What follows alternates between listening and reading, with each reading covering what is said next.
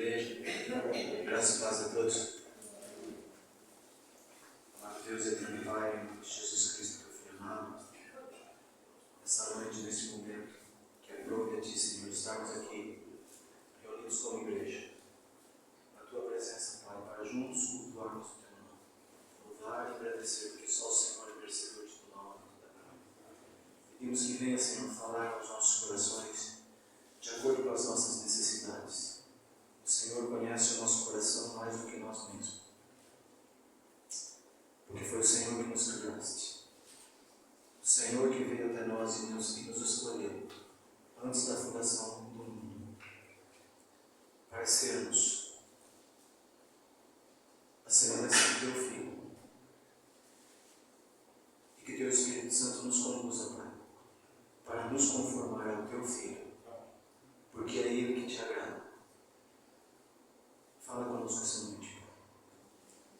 No nome santo de Jesus Cristo, nós oramos agradecidos. Nós cantamos que nós estamos firmes na promessa do Senhor. Uma reflexão, se nós estamos mesmo. É uma reflexão se Jesus é realmente o nosso mestre. No nosso dia a dia.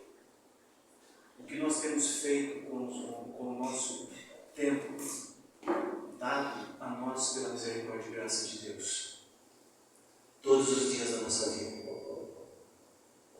Porque, como eu disse, aprove a Ele que nós estivéssemos aqui essa noite. Mas para que nós pudéssemos estar aqui essa noite, foi pago um preço. Um preço alto. Um preço de sangue.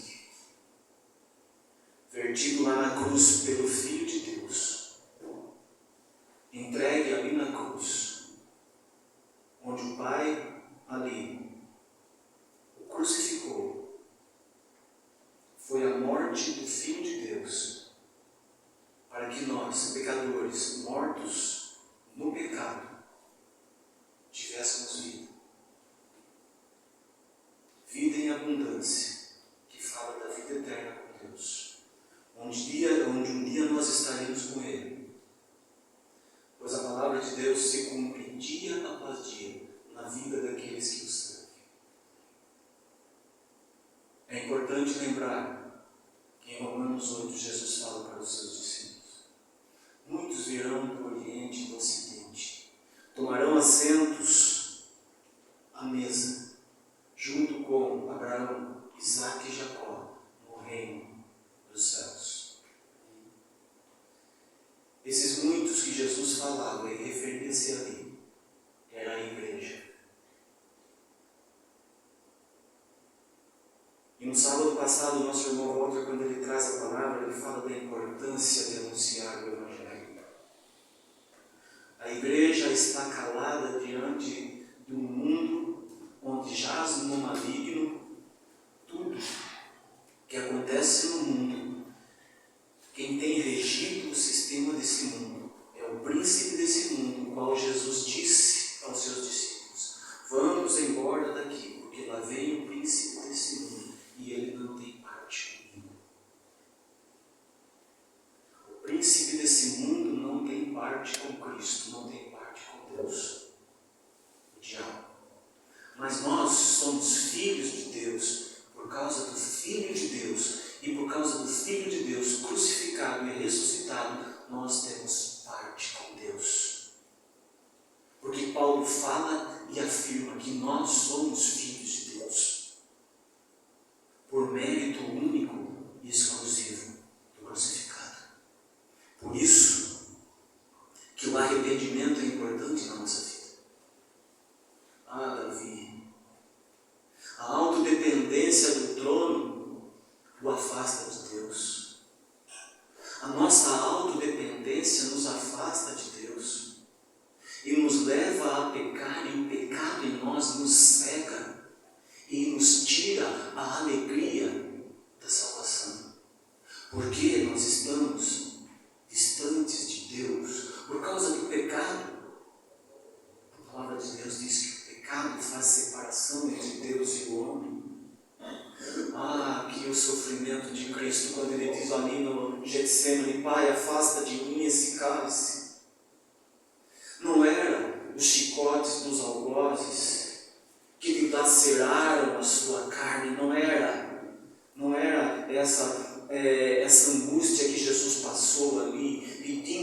o Pai passasse dele esse sofrimento físico, não.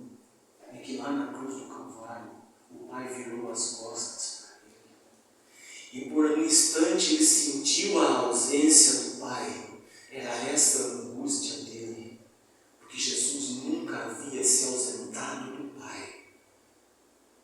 Embora tendo sido encarnado e agora sendo 100% homem, 100% Deus, o Filho está ligado ao Pai, mas ali no momento da cruz, por nossa causa, por os nossos pecados ali, imputados a Ele, então, o Pai vira as costas para Ele e Ele clama: Eli, Eli, lama sabachthani. Deus meu, por que me desamparaste? Por que, Pai, o Senhor virou as costas para mim no momento mais dolorido da minha vida, em que eu necessito da Sua presença? O Senhor vira as costas para mim. O brado de Jesus na cruz: Eli, Eli, lama sabachthani, foi por nossa causa, é a nossa culpa que está na vida. Irmãos, mas aqui o profeta Isaías, cerca de 740 anos antes de Cristo, Deus dá a ele a escrever esse livro maravilhoso, profético, que é o Evangelho no Antigo Testamento. E quando chega aqui, findando o capítulo 52 e entrando no capítulo 53, o tradutor, quando ele faz a tradução e separando os textos, ele coloca assim: o sofrimento vicário do servo do Senhor. O sofrimento vicário. Vicário fala de substituição. Aquele que substitui outro. Aquele que substitui outro. Ou seja, o inocente sendo crucificado no lugar do culpado. O inocente se tornando culpado para aplacar a ira de Deus em relação à humanidade caída, depravada no pecado.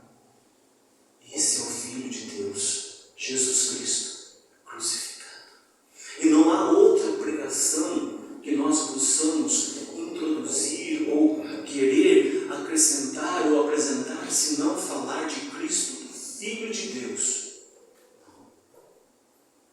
Lá em Lucas ele vai dizer: honestos e tardos, para entender tudo que a Escritura disse a meu respeito, tanto no Pentateuco, como nos profetas e em Salmos, tudo, ele fala, tudo, falou e fala ao meu respeito. Se nós lermos a Bíblia e nós não encontrarmos Cristo em qualquer assunto que seja, em qualquer versículo que seja, devemos clamar a misericórdia de Deus para que o Espírito Santo nos revele Cristo, porque toda a Bíblia fala de Cristo. O primeiro ato religioso apresentado na Bíblia, em que o homem faz algo para aplacar a ira de Deus, foi justamente lá no Éden, quando Deus vem passear no jardim e procura por Adão. Deus sabia onde Adão estava, mas ele queria ouvir a voz de Adão dizendo: Senhor, eu estou aqui. Adão se escondeu de Deus, porque ele desobedeceu ao Senhor. Os seus olhos foram abertos, porque a cobiça entrou no seu coração, com a promessa de ser igual a Deus, e aquele que prometeu a ele o ser igual a Deus tentou e foi expulso das regiões celestiais, dos céus.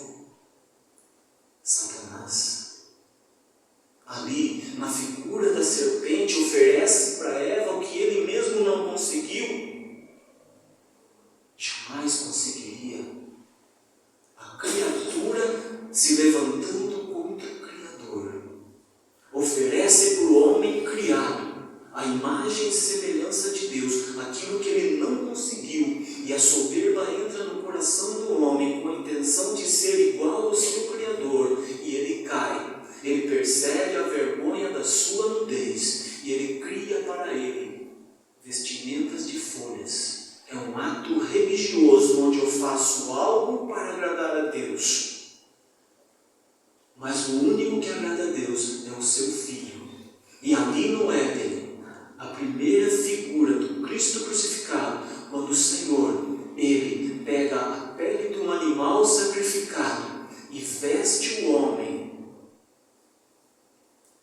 é a vestimenta do Filho de Deus em nós. E ali, somente o sacrifício aplaca a ira de Deus contra o homem caído. E quando nós chegamos no Isaías 53, que é um capítulo maravilhoso desse livro, e de toda a Bíblia, por si toda maravilhosa, em tudo aquilo que contém, em toda a sua palavra, tão maravilhosa e majestosa, porque é a palavra de Deus, revelada a nós. Em 53:1, Isaías 53:1 vai falar assim, olha, quem creu em nossa pregação? Isaías está fazendo uma pergunta. Isaías, o profeta que mais talvez teve dificuldade no seu ministério diante do povo de dura serviço, o povo ali, Isaías ali na Judéia, ali, profeta de Deus ali. E ele vai falar assim, olha, quem creu em nossa pregação?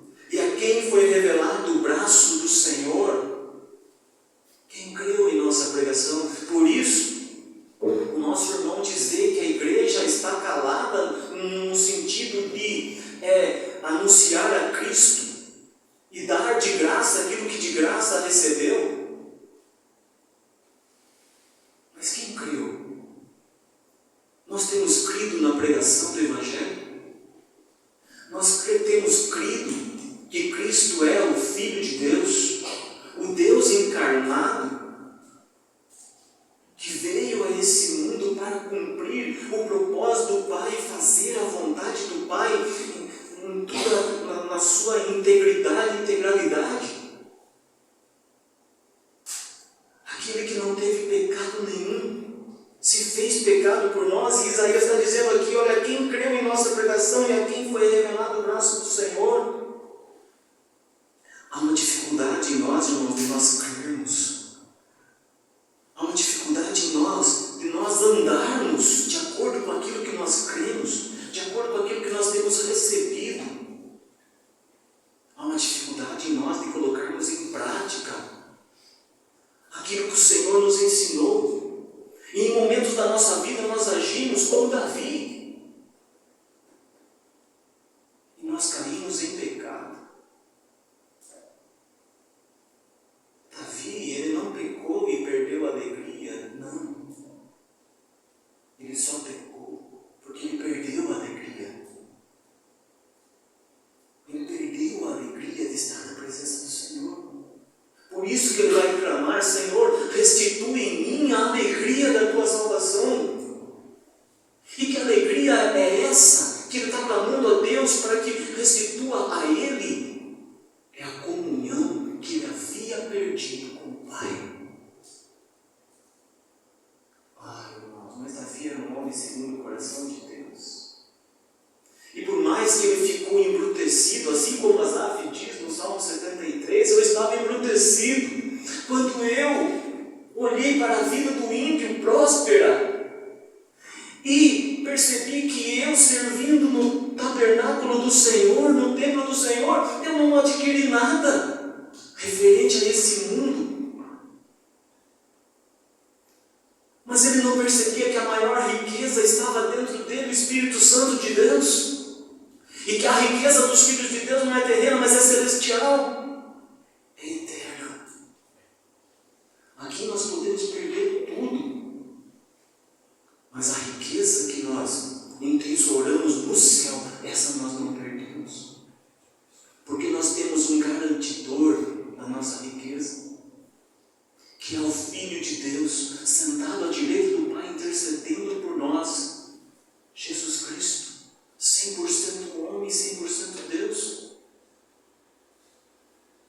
Mas Asaf percebe uma coisa, que quando ele é conduzido para dentro do templo, e ali estava a presença do Senhor, aí o Senhor mostra para ele, e ele fala, aí sim, eu tive consciência do fim deles.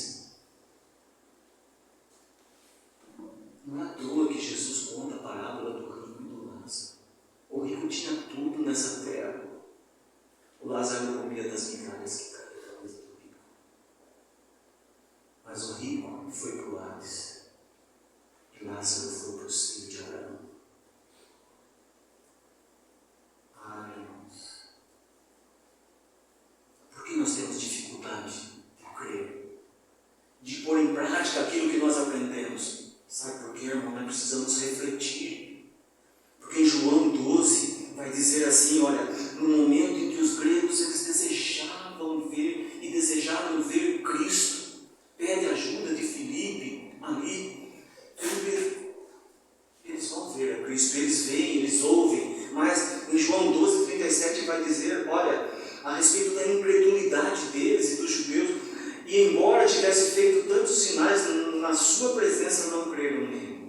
Para se cumprir a palavra do profeta Isaías que diz, Senhor, quem creu em nossa pregação e a quem foi revelado o braço do Senhor? Por isso não podiam crer, porque Isaías disse ainda, cegou-lhe os olhos e endureceu-lhes o coração, para que não vejam com os olhos, nem entendam com o coração, e se convertam e sejam por mim curados. Está lá em Isaías 6. Isto disse Isaías porque viu a glória dele e falou a seu respeito. Isaías viu a glória de Deus e falou a respeito dela. Contudo, muitos, espero que nós não estejamos entre esses aqui que o Senhor cita agora, que Lucas escreve, cita, olha, contudo, muitos dentre as próprias autoridades creram nele. Percebem? No Salmo 136, eles viram as maravilhas do Senhor. Eles viram os sinais que o Senhor fazia, os milagres que o Senhor fazia. Cantaram louvores ao Senhor. Mas logo se distanciaram de Deus e esqueceram tudo que o Senhor fez. Tentaram a Deus no deserto. Contudo, muitos dentre as próprias autoridades creram nele, mas por causa dos fariseus, dos religiosos, e por não deixar de frequentar a sinagoga dos religiosos, não confessavam a Cristo, para não serem expulsos da sinagoga. Lembra daquele cego? Quem foi que fez você enxergar? Eu não sei. Só sei que eu era cego, agora vejo. Insistiam com ele e ele fala, por que vocês querem saber? Vocês também querem se converter a ele? Ele foi expulso da sinagoga, sem ao menos conhecer a Jesus. Mas quando ele é expulso, Jesus vai ao encontro dele e ali ele conhece quem é Jesus. Jó não conhecia a Deus. Mas depois de tudo que aconteceu, lá no capítulo 42, ele diz, depois de haver percebido o que ele era, e que ele não era tudo o que ele pensava que ele era, ele percebendo a grandeza do Deus que ele servia, e ele servia na sua religiosidade, achando que ele... Não. Quando ele percebe o que ele é e o que Deus é, ele fala, eu me abomino e me arrependo no pó e na cinza, porque antes eu só o conhecia de ouvir falar, mas agora os meus olhos te veem. Porque amaram mais a glória dos homens do que a glória de Deus.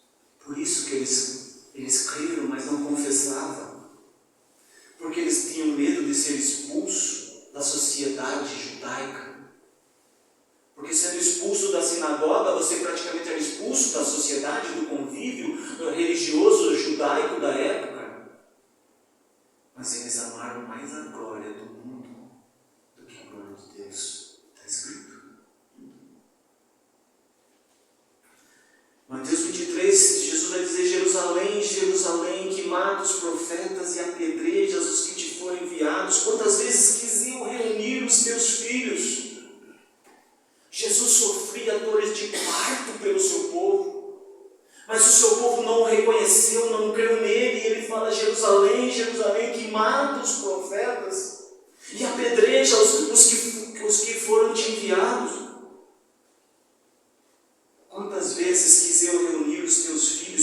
uma galinha junta os seus pintinhos debaixo das asas, e vós não quisestes, vocês não quiseram o meu cuidado. Vocês me rejeitaram. Eu te ofereci salvação e vocês não quiseram. Vocês viraram as costas para mim. Jesus está falando aqui com pesar pela incredulidade do povo a quem ele veio. Em João vai dizer, o verbo estava no mundo, o mundo foi feito por intermédio dele, mas o mundo não o conheceu. O mundo não conhece a Cristo. O mundo caído não conhece a Cristo. O homem, ele se alicerça nos bens que ele tem. Lembra da parábola daquele fazendeiro que destruiu todos os seus celeiros e construiu celeiros maiores? Estocou toda a sua colheita e disse para a sua alma: descansa, deleita-te, porque tem bens para muitos anos. A palavra de Deus veio a ele chamando-o de louco. Essa noite pedirão a sua alma: você vai morrer. E o que você acumulou, para quem vai ficar? Você é louco. Você deposita a sua confiança naquilo que você tem.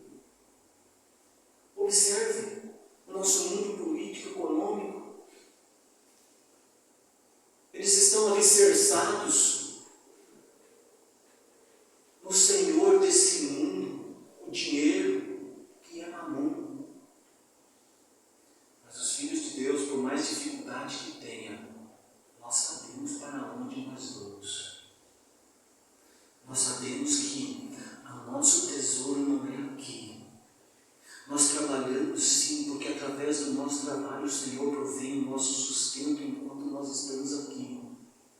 Mas assim como Abraão e como os heróis da fé lá em Hebreus 11, nós somos peregrinos e forasteiros neste mundo. Porque os heróis da fé, eles andavam pela fé, não com vista nesse mundo, mas avistando a Jerusalém celestial, a nova Jerusalém, prometida pelo Senhor, que virá, onde nós habitaremos com Ele. O justo vive pela fé, não por aquilo que tem, por aquilo que vê. Ele vive pela fé. O justo viverá pela fé. Veio para o que era seu, e os seus não receberam, mas a todos, e aí entra a igreja, mas a todos quantos o receberam, deu-lhes o poder de serem feitos filhos de Deus, a saber, aos que creem no seu nome, os quais não nasceram do sangue, nem da vontade da carne, nem da vontade do homem, mas de Deus. Não é você que foi a Cristo. Não é você que aceitou a Cristo. Foi Ele que te viu primeiro. Natanael, eu te vi debaixo da figueira. Eu te vi. Eu te vi, não foi você que me viu, Natanael.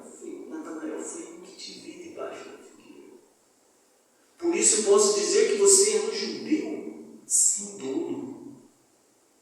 Você é um judeu autêntico. Você vive a palavra de Deus. E Natanael então se rende a Cristo. E por mais que nós tentamos resistir a Cristo, não é nós. É Cristo que chega e estilhaça toda a nossa defesa. E nós nos rendemos a Ele. E quando nós nos rendemos a Ele, aí que nós vamos perceber o quanto nós somos amados por Deus. Você é amado por Deus. Sabe por quê, irmãos? Porque aqui em Isaías 53 era para ser nós. Imagine se você estivesse lá em Jerusalém, no momento da crucificação de Jesus. Eu falo por mim. Eu teria negado. Eu teria fugido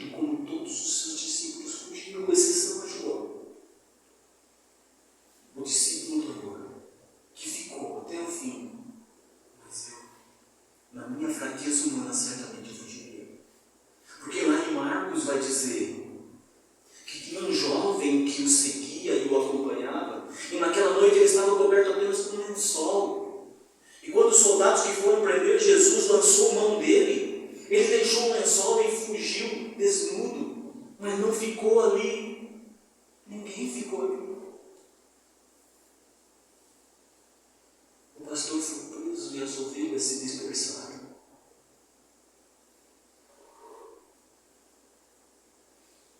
Eles não creram. Eles creram e não confessaram. E em Romanos vai dizer assim, olha lá no capítulo 10, se com a tua boca confessares Jesus como Senhor e em teu coração creres que Deus o ressuscitou dentre os mortos, será salvo. Porque com o coração se crê para a justiça e com a boca se confessa a respeito da salvação. Porquanto a Escritura diz, todo aquele que nele crê não será confundido. Não há possibilidade nenhuma do Filho de Deus ser confundido por esse mundo. E o mundo também não nos confunde quando nós andamos de acordo com a vontade de Deus. Quando nas nossas atitudes nós pensamos antes de agir e perguntamos a nós mesmos o que será que Jesus faria nessa situação. E paramos para pensar, para poder agir de acordo com a vontade de Deus. Nós não somos confundidos, porque aí o mundo vai ver que nós somos diferentes. E vão perceber que nós somos cristãos, pertencentes a Cristo. Porque nós não somos parecidos com o mundo. O Senhor não nos chamou para nos conformar com o mundo. Nós já éramos conformados com o mundo. Mas quando o Senhor veio até nós, e nos escolheu e nos separou, foi para que nós sejamos conformados à imagem e semelhança do Filho dele, à conduta do Filho dele.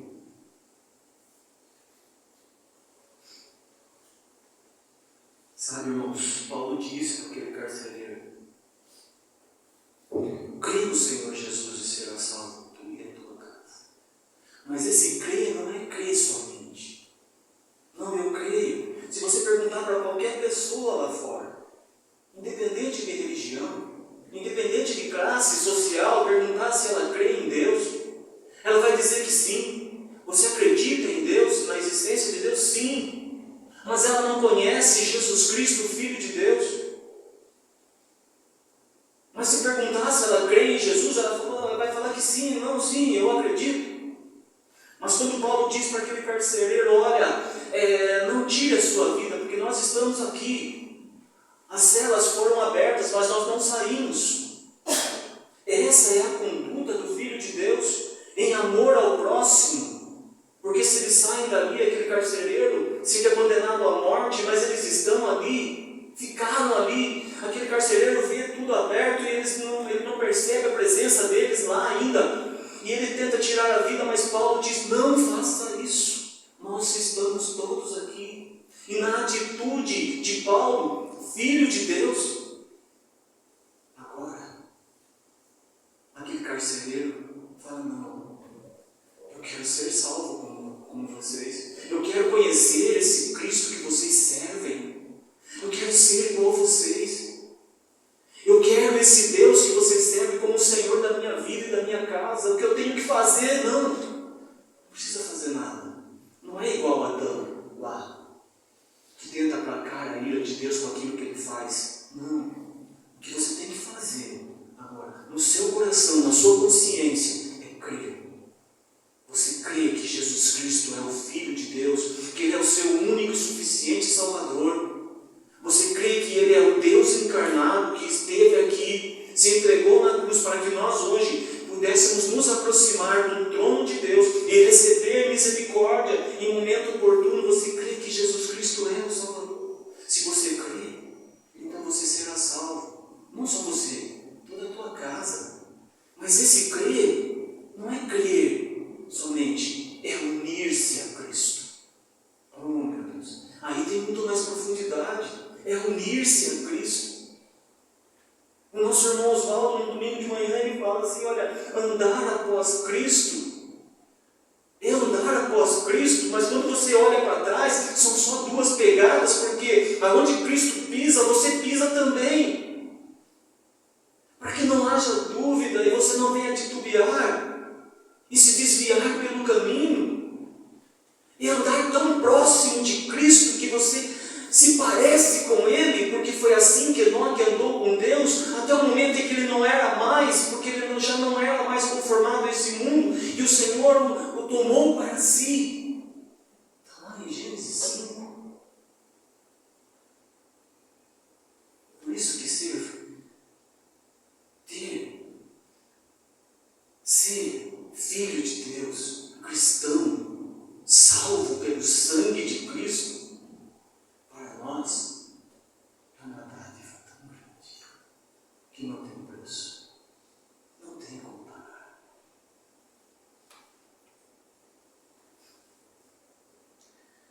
Vamos continuar, irmãos. O versículo 2 vai dizer: porque foi subindo como renovo perante ele, e como raiz de uma terra seca, não tinha aparência nem formosura, olhamos-lo, mas nenhuma beleza havia que nos agradasse. Ora, irmãos, Isaías 53, ele está relatando, é uma profecia, mas ele está relatando o que aconteceria com Jesus Cristo lá na cruz, com o Filho de Deus, aqui, cerca de 740 anos antes do acontecimento literal do Filho de Deus crucificado. Isaías está dizendo, mas na perspectiva daquele que olha. É como se nós estivéssemos lá. Porque Isaías vai dizer, olha, nós olhamos para ele, mas nenhuma beleza havia que nos agradasse. Sabe, irmãos, aqueles que estavam ali, que participaram da crucificação, blasfemaram contra Cristo, eles olharam para a humanidade de Cristo, o seu corpo ali dilacerado pelos açoites recebidos injustamente, uma questão humana, mas justo diante de Deus. Ele foi moído ali, mas aquele povo que não o conhecia via apenas a sua aparência. Não via Jesus como um filho de Deus na sua santidade, embora crucificado. Não. Porque Jesus mesmo, quando Deus dá a Davi escrever o Salmo 22, é outro salmo que fala do sofrimento do Messias e da vitória do Messias. Olha a situação de Jesus. E o salmo começa dizendo assim: Deus meu, por que me desamparaste? Porque se acham longe de minha salvação as palavras de meu bramido? Deus meu, clamo de dia e não me responde, também de noite, porém não tenho sossego. Contudo, tu és santo, entronizado entre os louvores de Israel. Nossos pais confiaram em ti, confiaram e os livraste. A ti clamaram e se livraram, confiaram em ti e não foram confundidos. Mas eu sou verme, e não homem, vergonha dos homens, opróbrio dos homens, e desprezado do povo. Todos os que me veem zombam de mim, afrouxam os lábios e meneiam a cabeça. Não há atitude mais estarrecedora do que quando uma pessoa reprova a outra, meneando a cabeça. É um ato desprezível, reprovado por Deus, onde coloca aquele que está sendo reprovado no mais baixo patamar que qualquer ser vivente pode estar. Nunca faça isso. Nunca reprove ninguém meneando a cabeça. Vocês não têm a ideia de quão triste é isso para quem recebe a reprovação. E essa é a situação de Jesus Cristo na cruz. Ele foi zombado, foi cuspido, esbofeteado. Olhavam para ele, zombavam dele, de Deus, o Pai, meneavam a cabeça.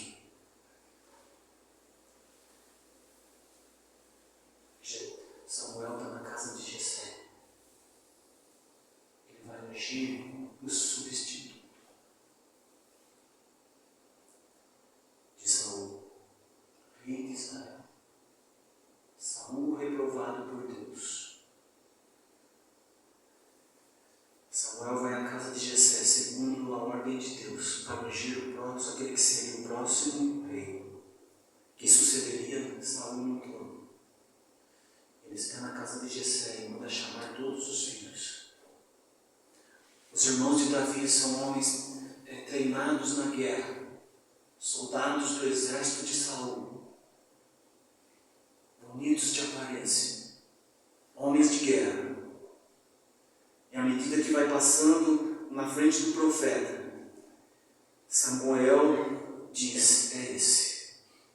Mas Deus diz: não é esse. O homem vê a aparência, mas eu sondo o coração. Passou os filhos de Jessé. E Samuel pergunta: mais alguém? Sim, há um pastor de ovelhas que está lá no pasto cuidando das ovelhas. Nós não vamos comer enquanto ele não chegar. E lá vem o menino.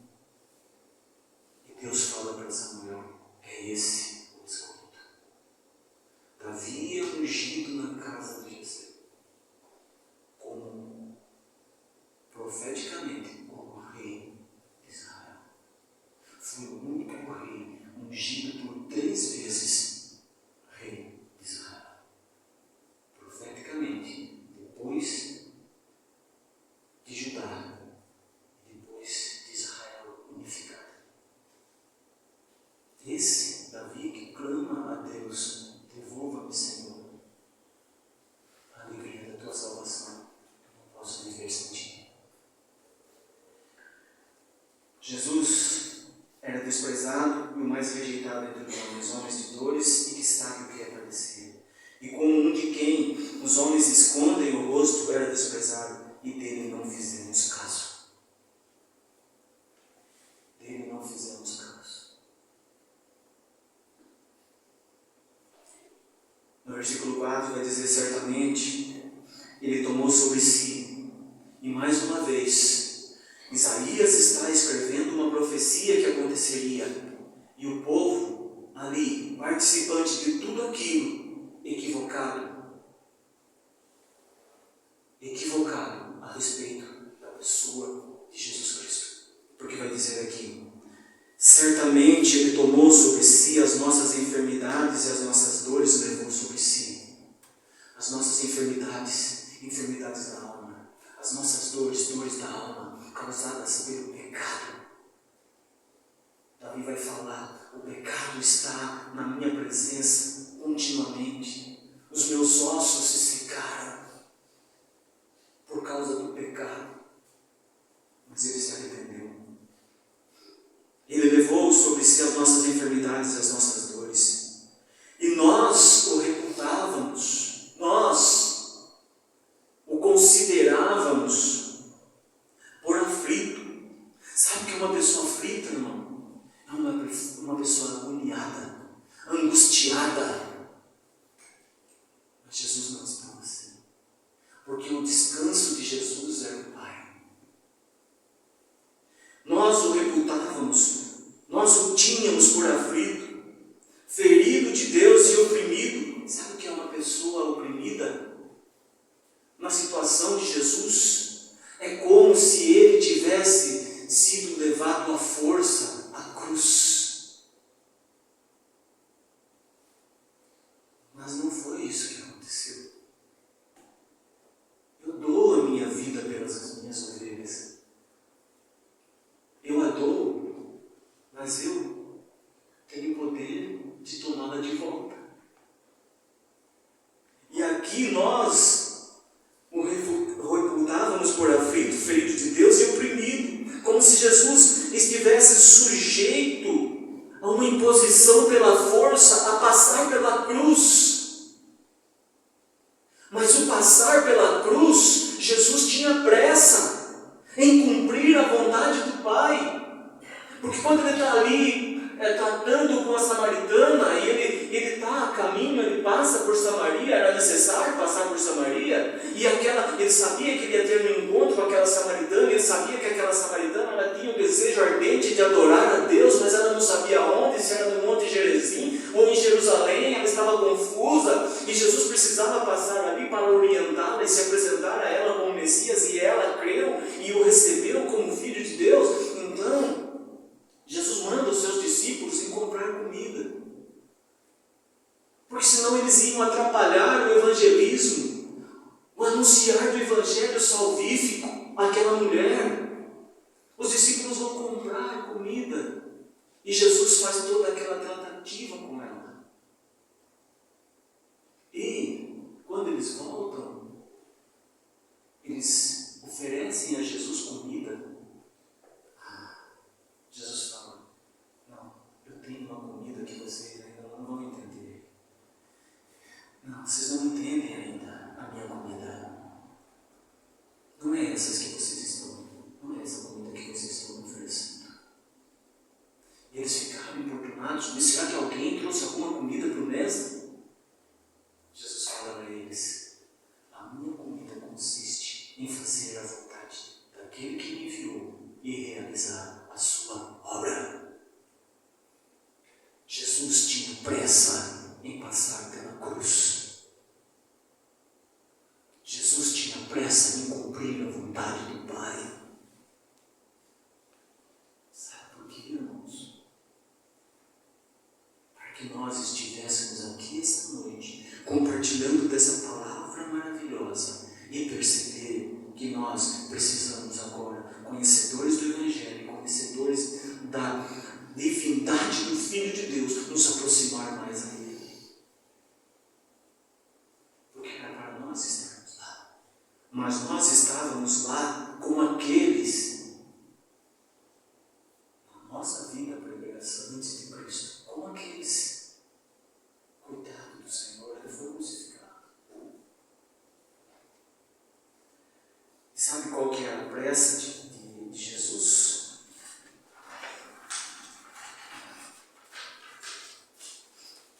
É porque todos nós andávamos desgarrados como ovelhas, cada um se desviava pelo caminho, mas o Senhor fez cair sobre ele a iniquidade de nós todos. Nós andávamos desgarrados, sem Deus no mundo, sem salvação, sem esperança. E qual que era a pressa de Jesus? De passar pela cruz. Por quê? Porque nós precisávamos de salvação. E só um meio de ser salvo. Necessário o sacrifício. Percebe que no Antigo Testamento o sacrifício era feito individualmente para cada um de acordo com aquilo que ele havia cometido, pecado contra Deus. Ele tinha que então levar um animalzinho para que o sacerdote oferecesse sacrifício. E ali havia a transmissão do pecado do homem para aquele animal era sacrificado, o pecado era perdoado, mas o homem voltava e pecava de novo e tinha que novamente oferecer sacrifício a Deus. Há um preço a ser pago pelo pecado. E Jesus Cristo fez em definitivo o sacrifício ali, que agradou a Deus, o seu Filho ali, um único, sem pecado nenhum, o único achado digno de passar pela cruz e pagar o preço. E percorria Jesus todas as cidades e povoados, ensinando nas sinagogas, pregando o evangelho do reino e curando toda sorte de doenças e enfermidades.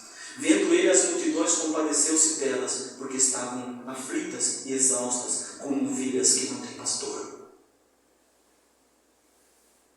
Por isso Jesus tinha pressa de passar pela cruz e cumprir o propósito salvífico do Pai, para que nós fôssemos também, assim como todos os nossos antepassados e aqueles que virão ainda, sejam alcançados pela graça e misericórdia de Deus, pela salvação de Deus através do seu Filho crucificado. E o preço foi o sangue derramado na cruz. O sangue que nos redime, nos justifica diante de Deus, nos perdoa e nos lava de toda impureza do pecado. Ele foi oprimido e humilhado, mas não abriu a boca. Como cordeiro foi levado a um matadouro, e como ovelha muda perante os seus tosqueadores, ele não abriu a boca. Jesus não abriu a boca. Ele era esbofeteado, ele foi chicoteado, e tudo aquilo que ele sofreu fisicamente, ele não abriu a boca. Mas é interessante, irmãos, que o Senhor não divide a sua glória com ninguém. O Senhor não divide a sua glória com ninguém.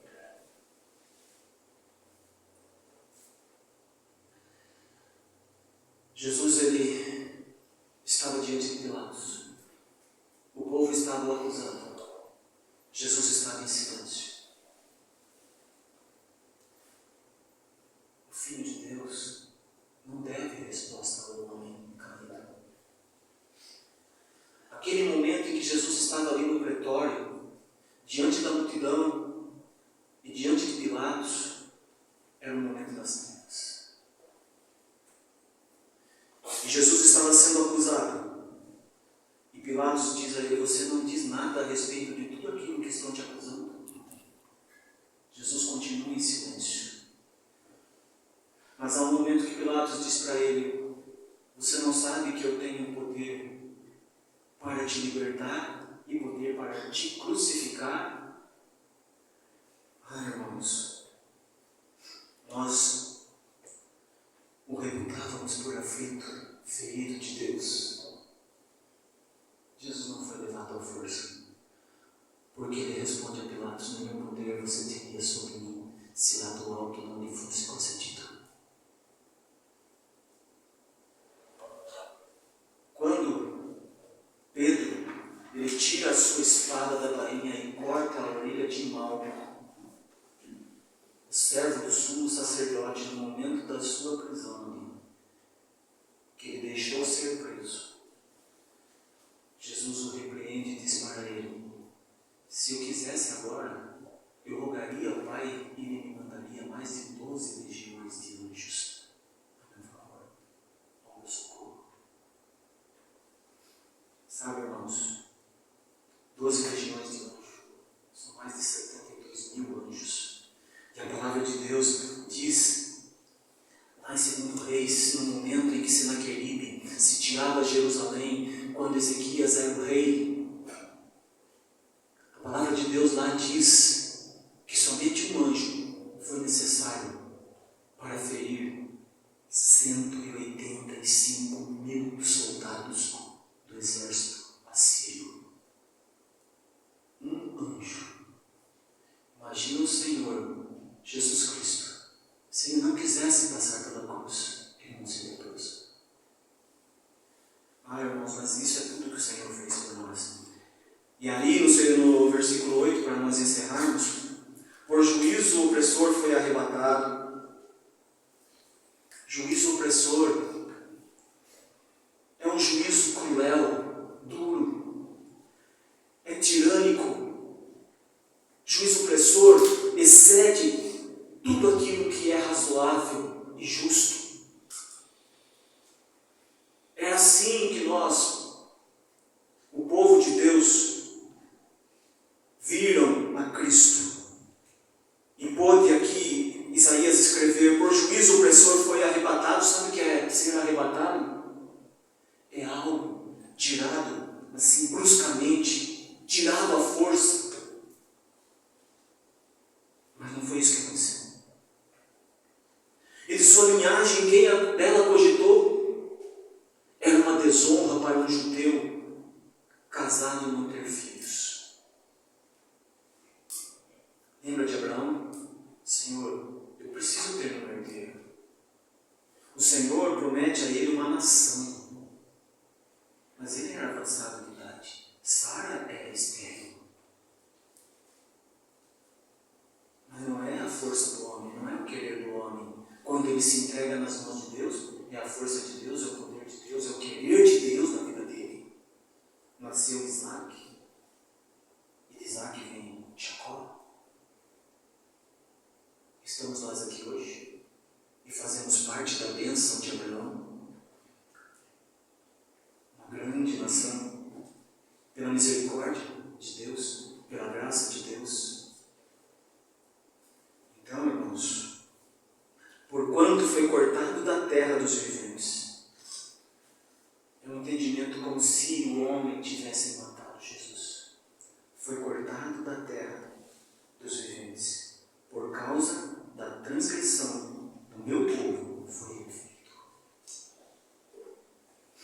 Sabe, irmãos, tudo isso aqui tem muito mais, mas o tempo já esgotou, que a gente poderia discorrer mais e buscar entender mais desse momento tão maravilhoso.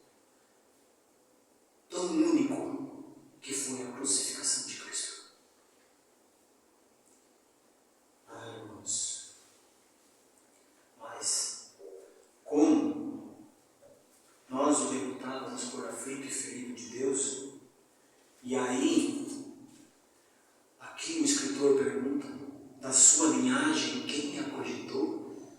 É como se ele tivesse sido arrancado da terra, a sua vida fosse arrancada da terra, tirado do convívio, né, do povo da época, sem linhagem nenhuma. Mas aquele que era o unigênito de Deus, ele se tornou o primogênito de muitos irmãos.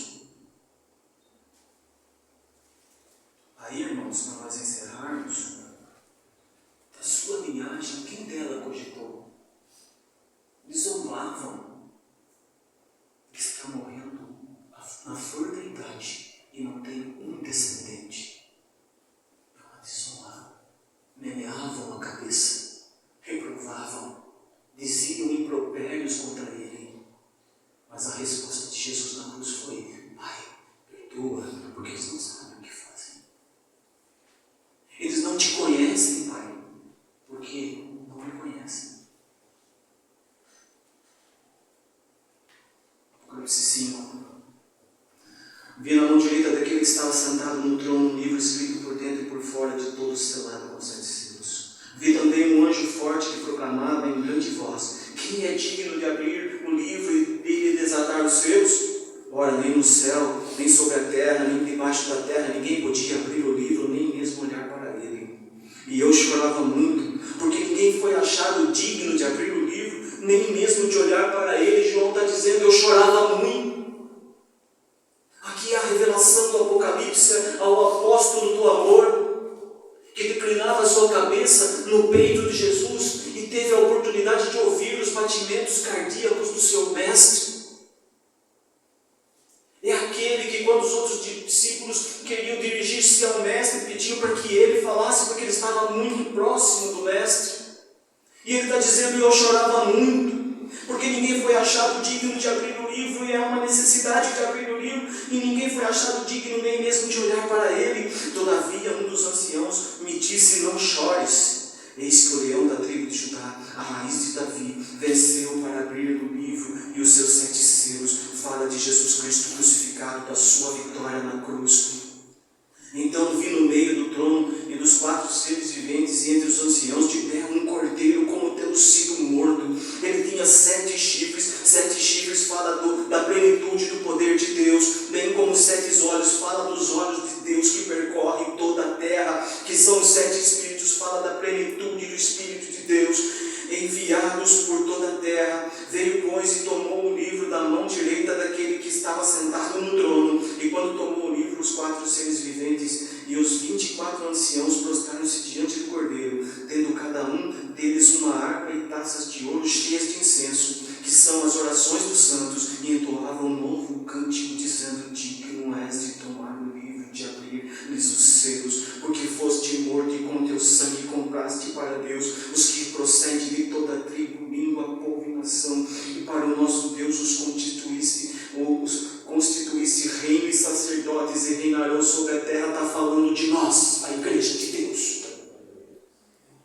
O Senhor nos comprou ali na cruz e nos constituiu reino e sacerdotes. E reinaremos com Ele por toda a eternidade, porque a palavra de Deus nos garante que nós o veremos assim como Ele é, face a face. Assim como Moisés, ali na tenda da congregação, conversava com Deus face a face. Não há título maior na vida de um homem do que ser chamado servo de Deus. Foi assim que o Senhor dirigiu-se a Josué e disse: dispõe-te agora, porque o meu servo Moisés é morto. O homem que falava com Deus face a face e trazia no seu semblante o brilho da glória de Deus, que o povo não podia olhar na sua face. Esse mesmo Deus nos garante que nós, filhos de Deus, por mérito do seu Filho, nós o veremos